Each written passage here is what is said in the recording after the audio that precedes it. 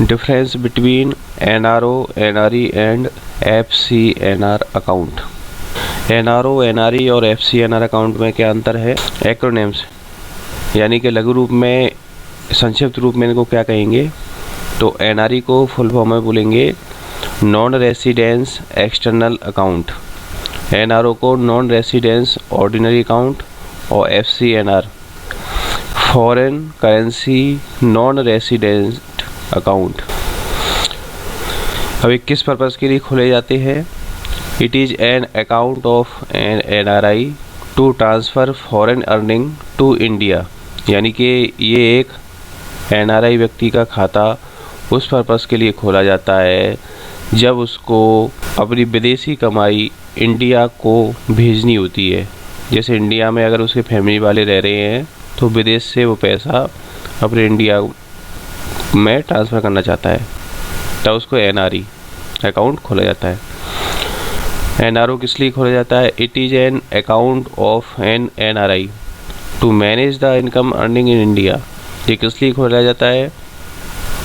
कोई एनआरआई व्यक्ति है, उसकी इनकम अगर इंडिया में से भी हो रही है तो उसके लिए एनआरआई अकाउंट खोला जाता है। यानी कि इसमें आपकी फॉरेन करेंसी, विदेश से पैसा आ रहा है, इसमें आपके इंडिया से जो अर्निंग है वो भी इसमें जमा होती है।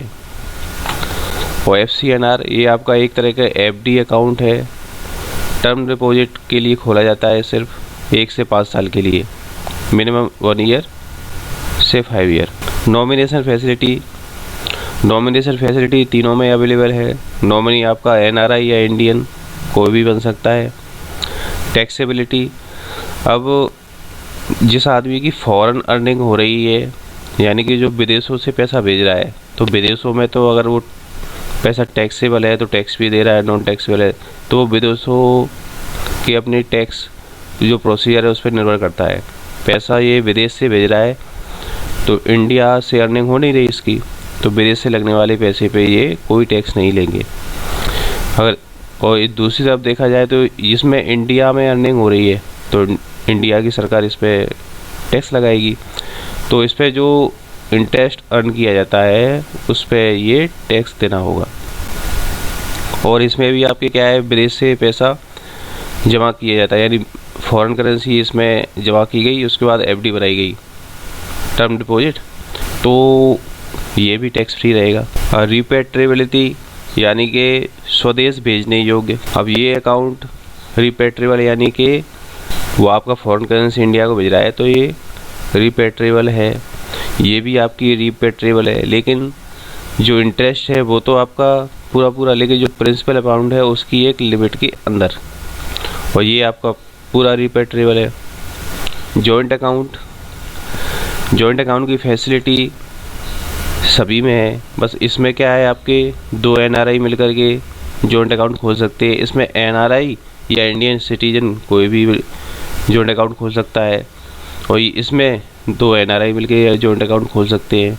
डिपॉजिट एंड विड्रॉल्स, जमा और निकासी में क्या होगा?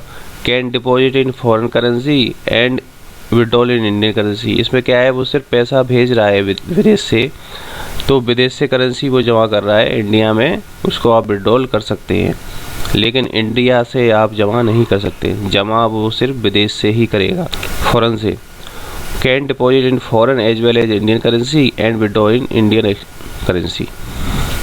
अब इसमें क्या हुआ, जैसे कि पहले बताया गया था कि इंडिया की अर्निंग है, उसको जमा करने के लिए ये अकाउंट खोला जा रहा है, तो सिंपल सी बात है कि आप इंडिया से भी जमा कर पाओगे और विदेश से भी जमा कर पाओगे, यानी कि दोनों तरफ से आप जमा कर सकते हो और इंडिया में इसको विड्रॉल भी कर सकते हो।